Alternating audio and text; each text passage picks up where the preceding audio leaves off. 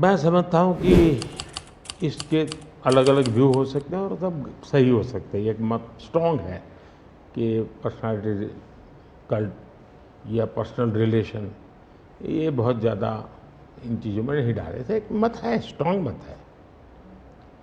मुझे लगता है कि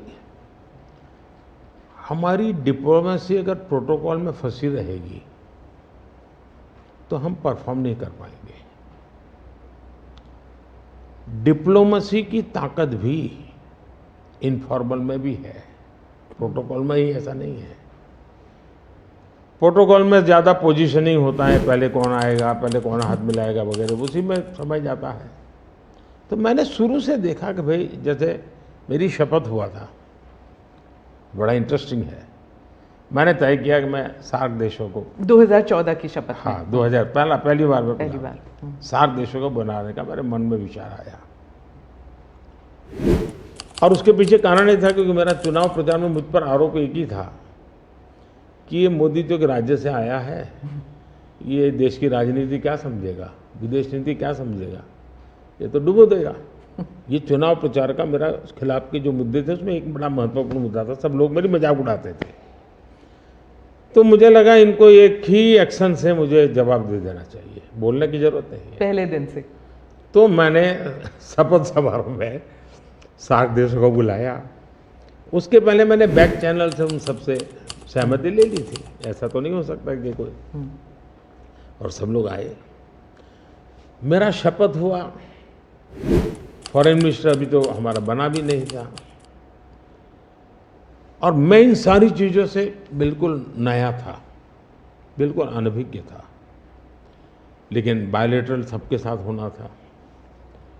जब हम लोग हैदराबाद हाउस में गए तो मुझे समझाया सब प्रोटोकॉल वालों को, सब ऐसा होगा, वो आएंगे, आप ऐसा कहेंगे सर। जब समय हुआ आना शुरू, मैंने कहा ऐसा करो मैं बाहर जाता हूँ उनको लेने के लिए। तो सारी सिस्टम हिल गई थी कि यार अपने प्रधानमंत्री गेट पर जाएंगे। सारी मेरी एमईए की प्रोटोकॉल की जो दुनिया थी ना, उसके लिए वो पहला ही दिन बड़ा गजब होता और मेरे लिए वो एक एक्शन सारे मेरे दरवाजे खोल दिए थे। और इसलिए मैं प्रोटोकॉल में बंधने के बजाय परफॉर्मेंस पर फोकस करके डिप्लोमेसी के लेवल को शिफ्ट करने का प्रयास किया और उसमें मुझे सफलता मिली है। President Obama, president Biden, president Trump, इन तीनों के साथ आपने काम किया हुआ है और इंडिया यूएस रिलेशंस एक अपवर्ड ट्रैजेक्टरी पे हैं। लेकिन बहुत से मुल्क हैं जो भारत की अपवर्ड ट्रैजेक्टरी से परेशान होते हैं। ये इट इज़ अंडरस्टूड कि ये है, जैसे कि चाइना, क्योंकि वो दे यूज टू थिंक कि ग्रुप ऑफ टू होगा, एक तरफ चाइना, एक तरफ अमेरिका, मतलब दो पावर सेंटर्स होंगे। तो मैं सिर्फ उदाहरण के लिए चाइना दे रही हूँ, लेकिन हमारे इर्द गिर्द जो मुल्क हैं वो भी थोड़े असमंजस में है कि ये भारत की ट्रैजेक्टरी इतनी ऊपर इतनी जल्दी जा रही है। क्या हम अपने नेबरहुड को अपनी सक्सेस स्टोरी का हिस्सा नहीं बना सकते? अच्छा सवाल आपने पूछा। हमारी डे वन से पॉलिसी है, एक नेबर फर्स्ट, दूसरा एक्ट ईस्ट। तो जो हमारे ईस्टर्न पार्ट के जो हमारे आसियान कंट्री के देश हैं उसमें हमने एक्ट ईस्ट पॉलिसी लिया है, यहाँ नेबरहुड फर्स्ट।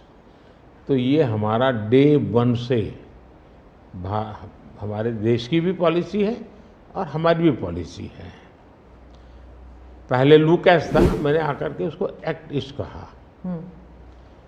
लेकिन इसमें दूसरा, आज दुनिया के सैकड़ों मील दूर भी कोई देश है, उनको लगता है कि भारत की प्रगति में हमारा कोई बेनिफिट है, तो पड़ोसी को नहीं देखेगा। आज पड़ोसी सबसे ज़्यादा खुश हैं क्योंकि भारत उनके सबसे, अब जैसे कोविड के कालखंड में कोई पड़ोसी देश ऐसा नहीं है कि जिसकी हमने मदद नहीं की हो। नेचुरल कैलेमिटी, कोई ऐसा देश नहीं है। अब जब नेपाल में भूकंप आया, फर्स्ट रिस्पॉन्डर हम थे। श्रीलंका में बहुत बड़ा क्राइसिस आया, उस क्राइसिस के समय सबसे ज़्यादा उनको मुसीबत में से बाहर निकालने का कोई काम किया है हिंदुस्तान ने किया, और पब्लिकली वो रिकग्नाइज करते, इसको कहते हैं। और इसलिए मैं तो दूसरा अनुभव कर रहा हूँ, वो हमसे बहुत अपेक्षाएं करते हैं और पॉजिटिव अर्थ में मैं कहता हूँ, अच्छे रूप में देखते हैं। और भारत ने भी कहा है कि भाई हम हमारे सभी देशों को, पड़ोसियों को शक्तिशाली और समृद्ध देखना चाहते हैं। आपने दोस्ती का हाथ बढ़ाया था 2014 से ही पाकिस्तान, चाइना के साथ भी ऐसे किया था, लेकिन जब आप सक्सेस स्टोरी या अपने नेबरहुड फर्स्ट की बात करते हैं तो पाकिस्तान, चाइना, मालदीव्स ये भी आते हैं और यहाँ पर कटाक्ष है अगर आप बात करें तो। इसके लिए सुधार की उसमें उनकी अंदरूनी राजनीति महत्वपूर्ण है। भारत और उन देशों का संबंधों से ज़्यादा उनका इंटरनल पॉलिटिक्स के लिए कुछ चीज़ें जरूरी है। जी, विदेशी मीडिया जो है वो हमेशा कहती है कि Modi is the most popular prime minister in India. वो इस बारे में कोई दो राय नहीं है, लेकिन ये भी कहती है कि a strong Modi means democracy start sliding. मतलब लोकतंत्र के लिए खतरा है अगर मोदी जी और स्ट्रॉन्ग हो जाएंगे। लेकिन भारत में कुछ और ही है, वो वही रेटिंग्स, वही एजेंसीज कहते हैं कि लोग जो हैं वो खुश हैं कि मोदी जी अगर स्ट्रॉन्ग हो जाएं, तो उन्हीं के रेटिंग्स ये कहते हैं। आप इस बारे में क्या कहेंगे? पहली बात है कि उनकी टर्मिनोलॉजी क्या है और उनके इस कंक्लूजन पर आने का आधार क्या है, ये अपने आप में एक रिसर्च का विषय है। लेकिन मैं ये समझ नहीं पाता हूँ कि जिस देश में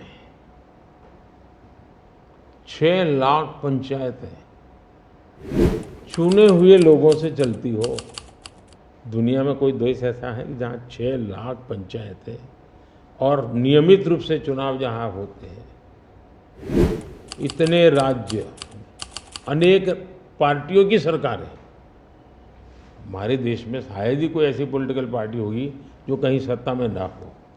तो ये सब होने के बावजूद अगर ये कहना कि सर्वसत्ताधीश कोई बन रहा है, तो ये तो मुझे लगता है उनको जानकारियों का अभाव है हिंदू। दूसरा, अगर मोदी सर्वसत्ताधीश के रूप में रहता तो G20 में मेरे अगल बगल में ही कर रहा है। मैंने तो राज्यों के पास, क्योंकि डेमोक्रेटिक कैरेक्टर है ये हमारा। मोदी जी मैं मदर ऑफ डेमोक्रेसी इसकी दुनिया में गुंज कर रहा हूँ, तो उनको क्वेश्चन हो रहा है, क्योंकि वो अभी भी स्वीकारने को तैयार नहीं कि भारत मदर ऑफ डेमोक्रेसी है। कि यूक्रेन की चर्चा जरा ज़्यादा हुई खिलाफ, लेकिन मैं 14 से लेकर ऐसी कई घटनाएं हैं। अगर आपने एक सुषमा स्वराज जी का एक इंटरव्यू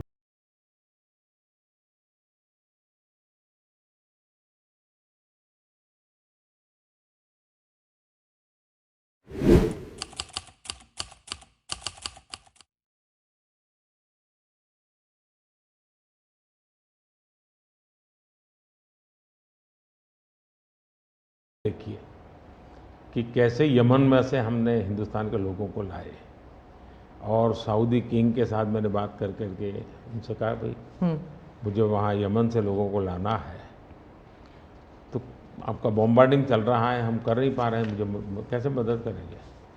तो उन्होंने कहा कुछ समझ लीजिए मुझे। और सुषमा जी ने अपने इंटरव्यू में सारी चीज़ें कही हुई है।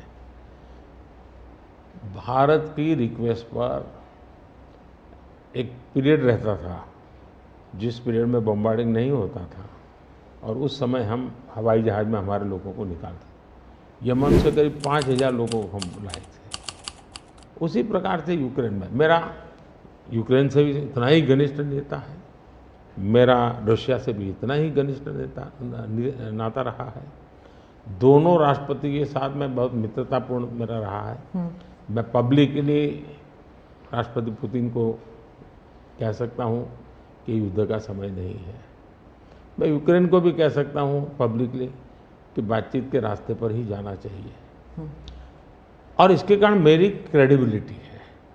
और जब मैंने कहा भाई भारत के इतने लोग, हमारे नौजवान फंसे हुए हैं और मुझे आपकी मदद चाहिए, और मैं आप क्या व्यवस्था कर सकते हो? फिर मैंने बताया मैंने इतनी व्यवस्था की है, आप इतना मेरी मदद कीजिए। उन्होंने मदद की, और भारत के तिरंगे की ताकत इतनी थी कि विदेशी व्यक्ति की भी भारत का तिरंगा हाथ में रखता था तो उसके लिए जगह मिल जाती थी। तो मेरा तिरंगा ही मेरी गारंटी बन गया था। पहली बात है कि हमारे देश में लंबे अरसे से चर्चा चली है कि चुनावों में काला धन एक बहुत बड़ा खतरनाक खेल हो रहा है। देश के चुनावों को काले धन से मुक्ति मिले, इसके लिए कुछ करना चाहिए। चर्चा लंबे समय से चल रही है। चुनाव में खर्च तो होता ही होता है, कोई इनकार नहीं कर सकता है। मेरी पार्टी भी करती है, सब पार्टियां करती हैं, कैंडिडेट भी करते हैं, और पैसे लोगों से लेने पड़ते हैं, सब पार्टियां लेती हैं। मैं चाहता था कि हम कुछ कोशिश करें कि इस काले धन से हमारे चुनाव को कैसे मुक्ति मिले, ट्रांसपेरेंसी कैसे आए। एक प्रामाणिक पवित्र विचार मेरे मन में था। रास्ते खोज रहे थे, एक छोटा सा रास्ता मिला, वही पूर्ण है। वैसे हमने उस समय भी क्लेम नहीं किया था, पार्लियामेंट में डिबेट में सबने उसको सराहा भी था। आज जो लोग उलट पुलट बोल रहे हैं उन्होंने सराहा था, पार्लियामेंट डिबेट देख लीजिए। हमने कैसे कैसे काम किए, जैसे 1000 और 2000 के नोट खत्म कर। चुनाव में वही बड़े बड़ी मात्रा में ट्रैवलिंग करते हैं, क्यों कि ये काला धन खत्म हो।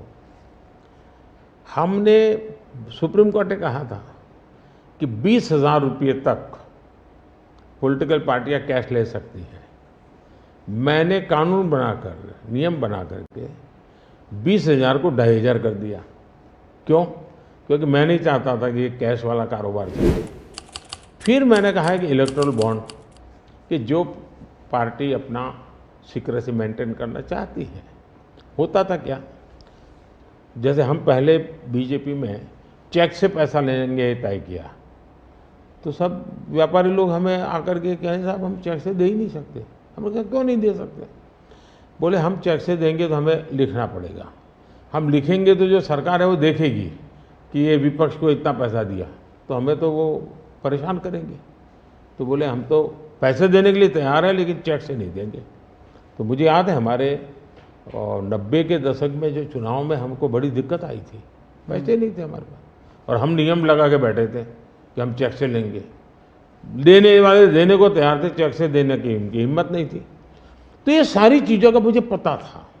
तो मैंने कहा भाई, तो हमने कहा भाई ऐसा है, अब देखिए इलेक्टोरल बॉन्ड न होते तो किस व्यवस्था में ताकत है वो ढूंढ के निकालते कि पैसा कहाँ से आया और कहाँ गया।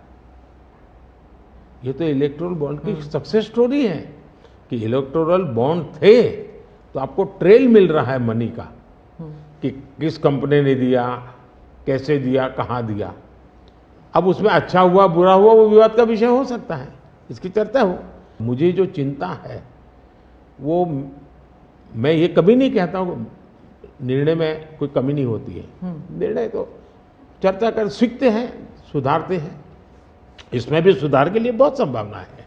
लेकिन आज हम पूरी तरह काले धन की तरफ देश को धकेल दिया है, और इसलिए मैं कहता हूँ सब लोग पछताएंगे। जब बाद में ईमानदारी से सोचेंगे सब लोग पछताएंगे। अब देखिए इलेक्टोरल बॉन्ड का भी विशेषता थी, कैसा झूठ चल रहा है। कुल देश में 3,000 कंपनियों ने इलेक्टोरल बॉन्ड दिए हैं। उसमें 3,000 में 26 कंपनियां ऐसी हैं जिन पर कार्रवाई हुई है। ये कहते हैं ना ईडी वीडी टिकना फला, 3,000 डोनर है, उसमें सिर्फ 26, और उनमें से 16 कंपनियां ऐसी थी, छापा जब लगा उस समय बॉन्ड खरीदा। कोई जोड़ सकता है इसको, अगर बॉन्ड खरीदा, लोग ये जोड़ रहे हैं, उसकी विशेषता ये है कि ये जो 16 कंपनियों ने बॉन्ड खरीदा उसमें से 37 पैसा अमाउंट बीजेपी को डोनेशन में मिली। 37, 63% बीजेपी के विरोधी पार्टियों को मिली, अगर पूरे जोड़े जाएं तो। हाँ, मैं ये 16 कंपनी जिसका ईडी सीबीआई कोई न कोई उस समय एक्शन भी हुआ और बॉन्ड भी निकला। 37% अमाउंट बीजेपी ने, 63 ऑपोजिशन को। क्या ईडी रेड करे और ऑपोजिशन को डोनेशन देने का कार्यक्रम वर्क करे? क्या बीजेपी ऐसा करेगी? इसका मतलब कि 63% पैसा विपक्ष के पास जाए और आप आरोप हम पर लगाएं, लेकिन उनको गोलमोल बोलना है और भाग जाना है। इसमें एक भी कानून मेरी सरकार ने नहीं बनाया, चाहे ईडी हो, सीबीआई हो, चाहे इलेक्शन कमीशन। ऊपर से हमने तो इलेक्शन कमीशन में सुधार किए हैं। आज इलेक्शन कमीशन बनता है तो अपोजिशन भी उसमें होता है। पहले तो प्रधानमंत्री एक फाइल पे साइन करके इलेक्शन कमीशन बना देता था, और जो उनके परिवार के साथ निकट जुड़े थे ऐसे ऐसे लोग इलेक्शन कमिश्नर बने थे। ऐसे लोग इलेक्शन कमिश्नर बने थे जो वहाँ से निकलने के बाद राज्यसभा के मेंबर बने, उनकी सरकार के मिनिस्टर बने। ऐसे इलेक्शन कमिश्नर बने थे जो कांग्रेस के बाद में कैंडिडेट बने, और इसलिए हम उस लेवल पे प्ले नहीं कर सकते। तो हमारा लेवल प्ले फील्ड हो ही नहीं सकता, हम ऐसे बन ही नहीं सकते। हम अच्छे रास्ते पर जाना चाहते हैं, हम उस रास्ते पर जाना नहीं चाहते। दूसरी बात है, आखिर ईडी सीबीआई कैसे बनी? ईडी वगैरह का आप देखेंगे या इलेक्शन कमीशन, अपने एक कहावत है, नाच न जाने आंगन टेढ़ा, और इसलिए कभी ईवीएम का बहाना निकालेंगे, कभी मूलतः पराजय के लिए वो कुछ रीजनिंग अभी से सेट करने में लगे ताकि पराजय उनके खाते में न चढ़ जाए। अच्छा, जो ईडी की बात करते हैं, ईडी ने जितने केसेस किए ना, उसमें से सिर्फ, देश को समझना, सिर्फ 3% ही पॉलिटिकल लोग इन्वॉल्व है जिन पर एक केस हुई है। 97% जिनका राजनीति से कोई लेना देना नहीं, ऐसे लोगों है को हुआ है जो कोई ड्रग माफिया है, कुछ अफसर हैं जो करप्शन करते हैं, कुछ अफसर हैं जो बेनामी संपत्ति बना के बैठे हुए। 97% केस उन पर हुए हैं, जेलों में वो लोग गए हैं।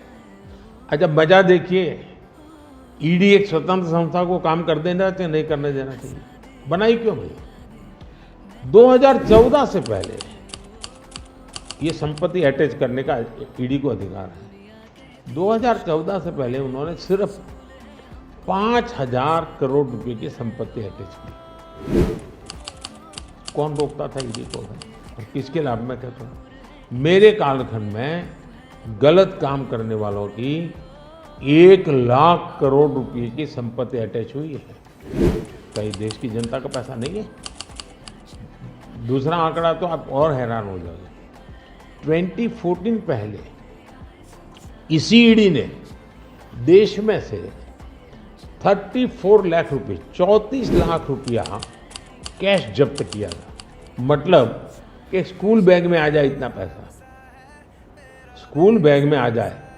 पिछले 10 साल में हमने 2,200 करोड़ रुपया कैश जब्त किया है, 2,200 करोड़ रुपया कैश जब्त किया है।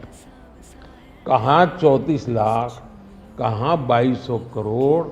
34 लाख रुपया एक बैग में आ जाता है, 2,200 करोड़ रुपया सीव करना है तो वो हाथी का छोटा सा ट्रक आता है ना, 70 ट्रक लगेंगे तब जाकर इतना रुपया हमने ईडी ने हमारे यहाँ हमारे कालखंड में।